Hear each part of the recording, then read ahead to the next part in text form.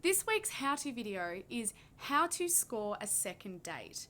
With the fast-paced dating world that we're in these days, it's as though we're all in a rush, and one date is enough of a commitment for some.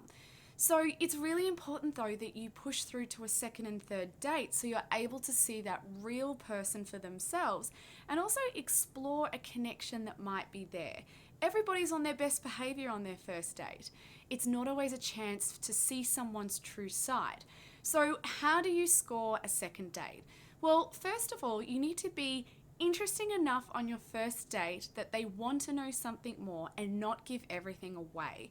There's a balance here. You need to have your wall part way down so that you're showing a vulnerable side, but you're also leaving that person thinking, I want to know more about who they are. I want to get to know them better, and I feel like I've just got a sneak preview. Now, also to make sure that you express when you are into somebody. Often what happens on first dates is people go in very guarded and protected. If someone isn't sure if they're liked in return, they might be a little bit guarded and pulled back, which says to the other person, I'm not sure if I'm into you, which they also do in return. If you feel like you're going to get rejected, often you reject first in order to protect your emotional state. So then what happens when you're on a first date with two people going that way, but secretly they both want to connect and have a second date, but no one's actually making the move? I know it's really confusing. So this is why if you're on a date, first date, and you really do like someone and you feel that there's chemistry there, let them know. It might be touching them somewhere, their hand, the lower back, their leg. Also remember consent though, don't get too touchy if they're not comfortable. But also after the date, go in for a kiss, kiss them on the cheek. Do something that says to them, hey, I'm into you, to make them think, all right, this person's into me, so I want to see them again.